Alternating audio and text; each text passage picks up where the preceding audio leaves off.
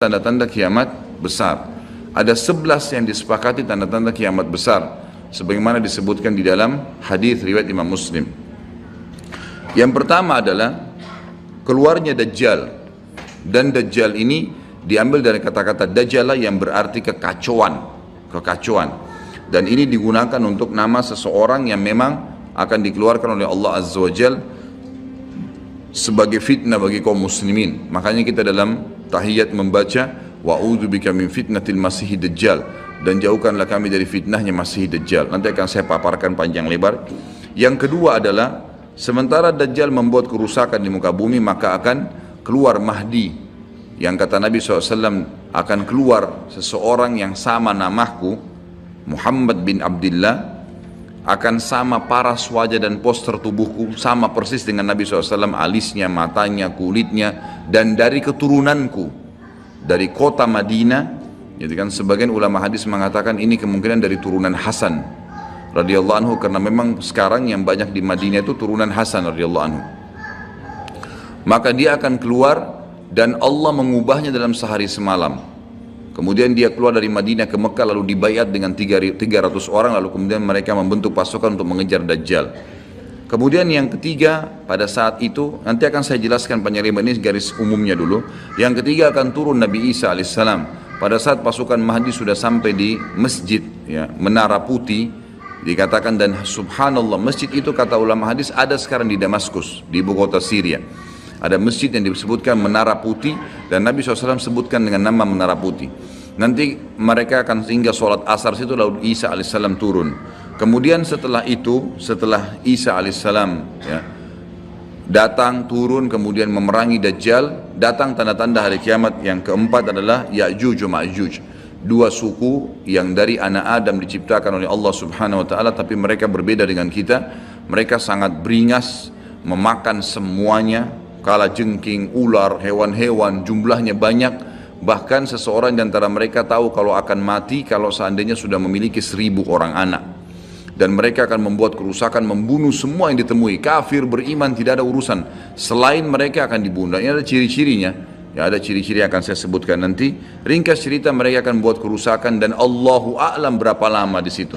Isa alaihissalam dan kaum mukminin akan sembunyi di gunung-gunung, dan mereka akan mati bukan dengan peperangan dengan kaum mukminin, tapi dengan doa Isa alaihissalam yang berdoa, lalu Allah matikan mereka dengan satu kali mati. Maka semua miliaran orang yang ini mati tiba-tiba. Kemudian Isa alaihissalam pun berdoa kepada Allah agar dihilangkan jenazah mereka, karena seluruh bumi ini dipenuhi dengan jenazah mereka. Sampai disebutkan dalam hadis, mereka akan turun di sebuah sungai Tibriyah di wilayah Syam. Mereka minum sungai tersebut, orang terakhir mereka datang sudah nggak temukan lagi ada airnya, saking banyaknya jumlahnya. Dan saya pernah tanyakan ke dosen saya sendiri waktu tingkat 3 kuliah bicara masalah Ya'juj Ma'juj ini, saya bilang, Syekh, apakah ada orang dari kita yang ikut dengan pasukan mereka? Maka syekhnya mengatakan sama sekali tidak ada, karena kita beranjak daripada hadis Nabi SAW, seseorang yang antara mereka tahu dia akan mati kalau sudah punya 1000 orang anak, dan mereka akan membunuh semua selain mereka. Jadi ada ciri khasnya sendiri.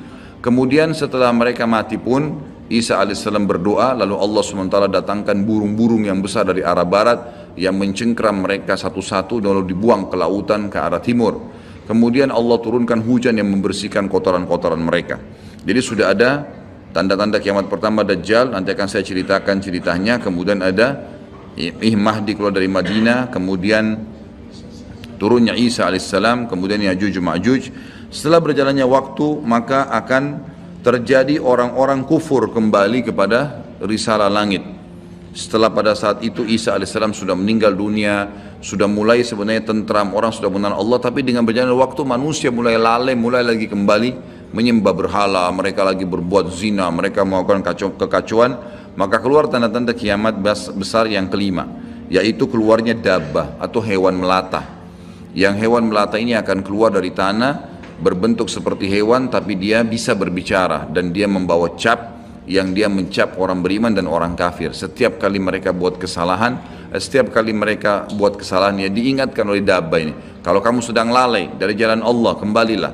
Dan itu tadi yang ayat yang kita bacakan, surah An-Naml ayat 82. Kemudian setelah itu datang tanda-tanda kiamat yang keenam. Setelah keluarnya dabbah, maka akan terjadi 6, 7, 8 sekaligus tanda-tanda kiamat ini, yaitu terjadinya longsor besar di wilayah timur Jazirah Arab, tepatnya wilayah timur itu Irak, Iran, Afghanistan, Rusia, itu wilayah timur Jazirah Arab. Akan terjadi longsor besar yang tidak bisa lagi ditutup, dan terjadi juga longsor besar, tanda-tanda kiamat yang ketujuh itu adalah di Jazirah Arab, dan juga terjadi di wilayah baratnya Jazirah Arab, yaitu wilayah Afrika, dan ini juga akan longsor besar gitu kan. Kemudian terjadilah tanda-tanda kiamat yang selanjutnya, yang ke berapa? 9, keluarnya api dari wilayah Qa'rul Aden namanya, atau wilayah padang pasirnya wilayah Aden. Aden salah satu kota di Yaman gitu kan. Dan sekarang ini sudah ada diangkat di YouTube, dicuplikan, dan saya pernah lihat sebagian padang pasir wilayah Aden ini yang disebutkan dengan Qa'rul Aden itu memang tidak ada orang yang tinggal situ karena panasnya gitu kan. Dan ada wilayah padang pasir yang sempat terbelah, dan mereka melihat dan diteliti secara ilmiah di bawah itu ada api yang sangat besar. Jadi ini sudah disebutkan dalam hadis Nabi sallallahu alaihi wasallam. Kemudian selanjutnya akan terbit matahari dari barat, sebagaimana dia biasa terbenam dari situ. Ini ada berapa? 10 ya? Berarti ada satu yang tertinggal ya. Iya, keluarnya asap, maaf. Jadi sebelum terjadinya longsor 6, 7, 8 tadi, yang keenamnya itu adalah kelihatannya kabut. Di seluruh muka bumi ini akan terjadi kabut yang menutupi bumi ini, dan semua dunia ini akan melihat kabut itu dalam beberapa waktu. Inilah 11 tanda-tanda kiamat besar. Baik, kita akan rincikan dengan izin Allah satu persatu. Kalau terjadinya atau keluarnya Dajjal, ini disebutkan dalam banyak hadis, banyak sekali, dan ini yang paling banyak diingatkan. Di antaranya hadis Bukhari yang berbunyi, kata Nabi SAW, tidak ada seorang Nabi pun kecuali sudah mengingatkan kaumnya tentang si buta sebelah kanan ya. Jadi memang dia cirinya buta sebelah kanan. Dajjal memiliki ciri khas, rambutnya keriting, kemudian kulitnya mendekati hitam ya. Jadi sawo matang, badannya kekar, kemudian dahinya lebar ya. Dan orangnya mata kanannya rusak seperti anggur yang sudah rusak. Dan kata Nabi SAW, ingatlah dia akan mengaku sebagai Tuhan, dan ketahuilah Tuhan kalian Allah tidak buta sementara dia buta. Kemudian orang-orang pada bertanya, ya Rasulullah, bagaimana bisa orang mengikutinya? Kata Nabi SAW, pada saat itu dunia akan ditimpa kelaparan, dan Dajjal memiliki bergunung-gunung makanan. Ini bahasa wahyunya begitu. Allahu alam seperti apa, yang jelas dia bergunung-gunung memiliki makanan, dan dia akan melewati seluruh muka bumi ini. Tidak ada satu tempat pun kecuali dia akan lewati, melainkan akan dilewati kecuali Madinah dan Mekah. Itu yang dia tidak bisa masukin. Dajjal akan membuat kerusakan di muka bumi 40 hari. Satu hari pertama seperti setahun, satu hari kedua seperti sebulan, satu hari ketiganya seperti sepekan, dan sisa harinya seperti hari-hari kalian. Berarti setahun, 2 bulan, 2 pekan. Dan ini kemungkinan kata sebagian ulama, dia akan menggunakan teknologi yang ada sekarang. Karena Nabi SAW mengatakan akan keluar Dajjal dari wilayah Yahudiyah di Khurasan. Wilayah Yahudiyah ini subhanallah, sekarang di Iran ada satu perkampungan namanya Yahudiyah, diberikan nama itu, dan mayoritas penduduknya orang Yahudi. Kata Nabi SAW, Dajjal akan keluar dari wilayah Yahudiyah di Khurasan. Khurasan itu Iran gitu kan. Dan sekarang ini sudah ada, semua ini ada. Tidak mungkin salah sabda Nabi SAW. Dikatakan akan keluar dan diikuti dengan 70.000 orang Yahudi. Dan sebagian ulama hadis mengatakan pada saat itu teknologi sangat canggih seperti sekarang, lebih canggih lagi, gitu kan? Sehingga Dajjal mengelilingi muka bumi ini dengan 1 tahun 2 bulan 2 pekan itu sudah kelilingi seluruh dunia. Dan setiap kali kata Nabi SAW dia memasuki sebuah wilayah dan orang-orang beriman padanya, maka wilayah itu akan subur, turun hujan dari langit, perekonomian mereka, ya, perkebunan, peternakan semua akan subur. Dan setiap wilayah yang ditinggalkan oleh Dajjal tidak mau beriman, maka akan susah, hujan tidak turun dari langit, hasil mereka mengurang dan seterusnya. Jadi memang ini sabda Nabi SAW disuruh kita menghindar, bukan melawannya. Dajjal akan terus membuat kerusakan di muka bumi dan banyak sekali pengikut-pengikutnya. Kata sebagian ulama hadis, beritanya akan merambak sangat cepat dan banyak pengikutnya karena menggunakan media. Kemungkinan menggunakan media kayak kita sekarang merambat luar biasa, mudah ditangkap informasinya. Dajjal akan dikenal oleh orang-orang, Jadi orang-orang akan banyak yang tidak beriman sama Allah, yang munafik, semuanya ikut. Termasuk ada yang mengaku Islam tapi munafikin menjadi pengikutnya Dajjal. Ya. Kemudian Dajjal akan keliling terus di muka bumi sampai dia tiba di Madinah, yang diceritakan kota Madinah, dan dia tidak bisa memasuki kota Madinah karena di setiap pintu gerbangnya ada malaikat yang menghenduskan pedang. Ada 2 malaikat yang menghenduskan pedang dan menghadangnya, maka Dajjal pun tidak bisa masuk. Allahu alam bagaimana ini terjadi, tapi ini sabda Nabi SAW. Lalu Dajjal pun mencari gunung tertinggi yang ada di sekitar perbatasan Madinah. Sebagian ulama yang pernah saya tangkap bahasa mereka mengatakan batas Madinah yang paling mudah dijangkau dan masuk adalah Wadi Aqiq. Wadi Aqiq sebuah lembah yang kebetulan dulu berada di depan kampus kami. Jadi di situ dianggap kalau sudah keluar dari situ berarti sudah keluar dari wilayah haram itu sendiri. Allahu alam, ini ijtihad tentunya, tapi yang jelas Dajjal akan naik ke atas sebuah gunung, kemudian dia berkata kepada para pengikutnya, apakah kalian melihat istana putih itu? Maka mereka semua melihat ke arah Masjid Nabawi, lalu mereka mengatakan iya. Kata Dajjal, itulah istananya Muhammad yang aku tidak bisa jangkau. Dan subhanallah, sekarang Masjid Nabawi warnanya seperti istana putih, gitu kan? Tanpa disadari dengan menggunakan marmer putih besar, begitu juga dengan perluasannya nanti. Memang kalau dari kejauhan seperti istana yang sangat mewah, gitu kan? Ringkas cerita, Dajjal pun akhirnya sebelum pergi, dia sempat menyentakkan kakinya, kata Nabi SAW, sehingga membuat terjadilah gempa di Madinah dan membuat seluruh orang munafik di Madinah keluar jadi pengikutnya. Jadi gempa dan hanya tinggal di sana orang-orang beriman. Hanya tertinggal di sana orang-orang yang beriman. Lalu keluarlah sebelum Dajjal pergi, keluarlah satu anak muda yang kata Nabi SAW orang terbaik pada saat itu. Orang terbaik pada saat, orang yang paling luar biasa imannya. Masih muda di sini ulama mengatakan istilah syab dalam bahasa Arab bisa dari mulai balik 12 tahun sampai 40 tahun. Nanti keluar seorang anak muda yang diistilahkan syab antara umur ini, kemudian keluar dan sempat melihat Dajjal. Maka Dajjal pun mengatakan, menangkapnya segera dan mengatakan, saya Tuhanmu. Maka orang tersebut mengatakan, kau adalah Dajjal yang telah diceritakan oleh Nabi SAW. Karena dalam hadis yang lain dikatakan setiap orang mukmin bisa melihat di dahinya tulisan kafara yang berarti kufur. Dia bisa membaca bahasa Arab atau tidak, tapi dia akan bisa membaca dengan hikmah Allah. Matanya orang mukmin bisa melihat itu sehingga dia tahu ini adalah Dajjal. Kemudian Dajjal pun mengambil gergaji dan membelah 2 dari kepala sampai kemaluannya, sehingga anak muda itu terbelah 2 dan Dajjal melewati tengah-tengahnya dan seluruh pengikutnya bersorak-sorak. Lalu Dajjal berkata, bangkitlah, bangkit kembali bersatu. Lalu kata Dajjal, apa kau sudah yakin saya Tuhanmu? Maka Dajjal mengatakan, maka anak muda itu mengatakan, justru saya tambah yakin kau adalah Dajjal. Setelah itu dia berusaha membunuhnya tapi dia tidak mampu lagi, Allah sudah selamatkan. Maka Dajjal pun meninggalkan lokasi tersebut. Lalu puncaknya Dajjal menuju ke Palestina dan dia akan bermarkas di sebuah tempat namanya Babulut. Babulut dalam hadis. Subhanallah, sekarang ini sudah ada kota di Israel yang mereka rebut wilayah Palestina, sebuah seperti kecamatan, ya, kalau yang saya tangkap, saya pernah ada cuplikannya, itu ternyata diberikan nama Babulut oleh orang Yahudi. Dan ini disebutkan dalam hadis dengan lafaz itu Babulut, ya, Bablut, gitu kan. Ini subhanallah saya lihat cuplikannya Babulut, gitu. Ini luar biasa nih, seperti sabda Nabi SAW. Dan sekarang mereka lagi fokus membangun, menjadikan wilayah itu wilayah yang paling mewah di Israel.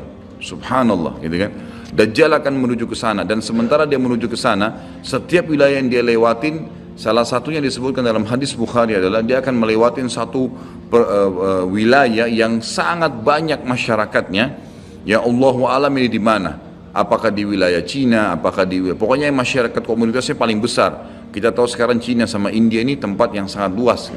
Banyak masyarakatnya, dia akan melewati wilayah yang banyak masyarakatnya, lalu kemudian dia berkata kepada pemimpinnya, Allahu alam, ini presiden kah, raja kah, kepala suku kah, dia akan berkata bahwasanya saya Tuhanmu. Maka orang itu mengatakan, apa buktinya kau Tuhan saya? Dia bilang, bagaimana kalau saya hidupkan kedua orang tuamu? Apa kau akan percaya saya Tuhanmu? Maka orang itu berkata, tentu saja. Ada Dajjal, tunjukkan kuburannya. Ditunjuk kuburannya, lalu Dajjal mengatakan, keluarlah. Maka keluarlah orang tuanya dan berkata ibu ayahnya, ikutlah pada orang ini ikutlah pada ini karena dia adalah Tuhanmu. Maka akhirnya kepala suku atau kepala negara itu pun menyatakan ikut dan seluruh masyarakatnya ikut. Jadi luar biasa, miliaran orang jadi pengikut Dajjal pada saat itu.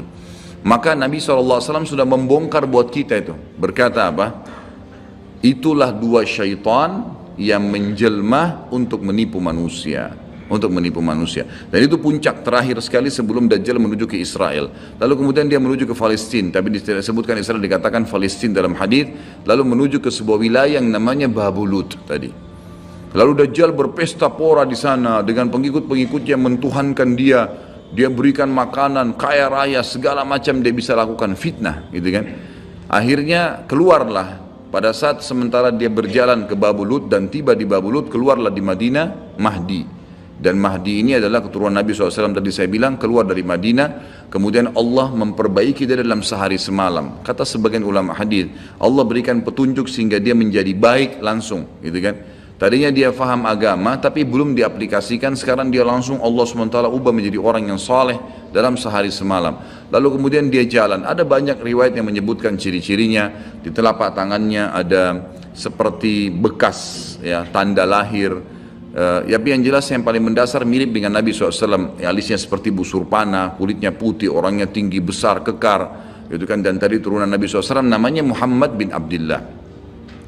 Maka dia pun akhirnya didatangi oleh orang-orang yang pada saat itu sudah tahu tentang keluarnya Dajjal, sudah informasi menyebar. Maka mereka juga sudah tahu ada orang yang akan membentuk pasukan dari Madinah namanya Muhammad bin Abdullah. Lalu mereka carilah keturunan Nabi SAW itu, lalu ditemukan. Lalu mereka mengatakan, engkau lah yang telah ditunjuk oleh Nabi SAW. Maka keluarlah memimpin kami untuk memerangi Dajjal. Dia pun awalnya menolak sampai dia pergi ke Mekah, kata Nabi SAW, lalu diikuti oleh 300 orang masyarakat membaiatnya. Lalu terbentuklah pasukan muslimin yang tidak tahu Allahu alam berapa jumlahnya pada saat itu. Lalu mereka menuju ke Palestina, melewati negeri Palestina, melewati negeri Syria, dan akhirnya mampir di Masjid Darul Bayda tadi, menara putih yang tujuannya untuk mengerjakan sholat asar. Dan pada saat itu terjadilah tanda-tanda kiamat besar ketiga. Isa alaihissalam akan turun. Kata Nabi SAW, Isa alaihissalam akan turun, rambutnya basah, meneteskan air dan memegang dua sayapnya malaikat. Sebagian ulama hadis mengatakan pada saat itu kaum mukminin akan melihat malaikat yang membawa Isa alaihissalam. Kemudian dia turun dan dia masuk. Kemudian kata Nabi SAW, Mahdi adalah satu-satunya orang, ya, salah satu orang yang Nabi sholat jadi makmum di belakangnya. Karena waktu turun Nabi Isa, orang sudah tahu semua ini akan turun, lagi berkumpul gini mau sholat, pas mau iqamah sholat Isa alaihissalam turun. Dan orang-orang sudah mengatakan Isa sudah datang. Jadi informasi pasti, bukan lagi yang diragukan, bukan masih nebak ini Isa atau bukan, mereka sudah tahu. Turunnya kelihatan dan mereka masuklah. Lalu kemudian Mahdi mengatakan, silakan memimpin hai Nabiullah. Kata Nabi Allah, imam dari diri kalian, dari kalian sendiri, dari kaum muslimin. Maka akhirnya dia pun menjadi imam. Kemudian terbentuklah pasukan tersebut, tiba di Babulut. Saya tutup dengan kisah Babulut ini. Pada saat tiba di Babulut, ya, tiba di Palestina, maka Dajjal tidak tahu yang datang ini siapa. Disebarkan berita oleh pengikutnya mengatakan, hai Dajjal, sudah datang pasukan yang ingin memerangi kita. Lalu Dajjal mengatakan, siapa yang berani mengalahkan saya? Siapa yang bisa? Bukakan pintu gerbang, kita tantang. Dia nggak tahu kalau Isa alaihissalam yang datang. Kemudian pada saat dibukakan, Dajjal dengan sombongnya, dia tahu dia tidak mati, gitu kan, punya kekuatan super yang luar biasa. Begitu dibuka pintu gerbang, dia sengaja nunggu di pintu gerbang untuk menunjukkan, mendemonstrasikan kemampuannya di depan para pengikutnya. Ternyata waktu dibuka pintu gerbang, Isa alaihissalam di depan pasukan muslimin. Dan akhirnya begitu melihat Isa, dia coba melarikan diri dan badannya meleleh seperti melelehnya lilin, gitu kan. Jalan terus meleleh sampai akhirnya Isa alaihissalam mengejarnya sambil mengatakan, wahai musuh Allah, sudah saatnya kau mati. Diletakkan di tanah, ditekan oleh Isa alaihissalam, lalu kemudian ditombak di antara dua matanya dengan tombak emas, yang akhirnya membuat Dajjal mati. Pada saat itu pun Yahudi mengetahui masalah itu, sehingga mereka menyebar. Ya, mereka menyebar dan Isa alaihissalam sudah tahu instruksi dari Allah untuk membunuh semua pengikut Dajjal. Maka semua pun pengikut Dajjal dari Yahudi ini menyebar di bawah pohon, di atas batu, dan semuanya akan berbicara mengatakan, hai muslim, ini Yahudi, bunuhlah dia. Maka semuanya pun dibunuh oleh kaum muslimin kecuali satu pohon, pohon garkat. Pohon garkat ini pohon yang punya duri dan buahnya pahit. Dulu di kuburan Baqi cukup banyak, ya. Sekarang subhanallah di Israel paling banyak ditanam pohon garkat karena mereka tahu bahwasanya itu tidak akan berbicara untuk menunjukkan siapa mereka. Jadi kebodohan orang Yahudi tahu kebenaran ini tapi mereka tidak beriman. Makanya wajar Ibnu Abbas berkata dalam nama ghairil maghdubi alaihim, bukan orang yang bermuka adalah orang-orang Yahudi karena kebodohannya. Maka pada saat itu pun dibunuhlah semuanya. Dan termasuk kata ulama hadis sebenarnya yang sembunyi di sekitar pohon garkat. Garkat ini tidak bicara, hai muslim ini Yahudi. Tapi orang Islam pada saat itu kata ulama hadis mengetahui kalau ini pohon garkat. Mengetahui kalau ini pohon garkat. Jadi memang sudah punya gambaran. Sehingga walaupun sembunyi di pohon garkat tetap akan dibunuh oleh kaum muslimin.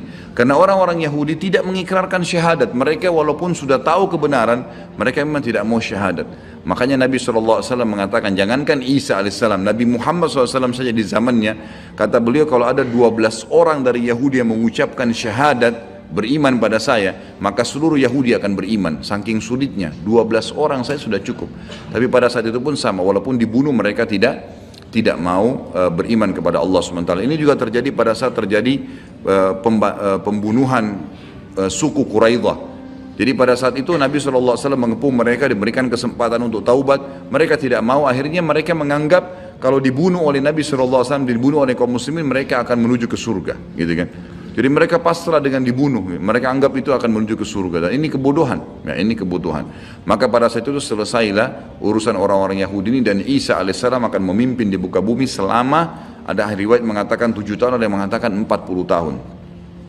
Membuat keadilan, dan Isa akan membunuh semua babi, menghancurkan semua salib, dan tidak ada rumah satupun kata Nabi SAW di muka bumi kecuali akan masuk ke dalam Islam, baik dalam keadaan mulia ataupun menolak, terhina. Jadi sudah tidak ada, seluruh muka bumi ini akan jadi Islam pada saat itu.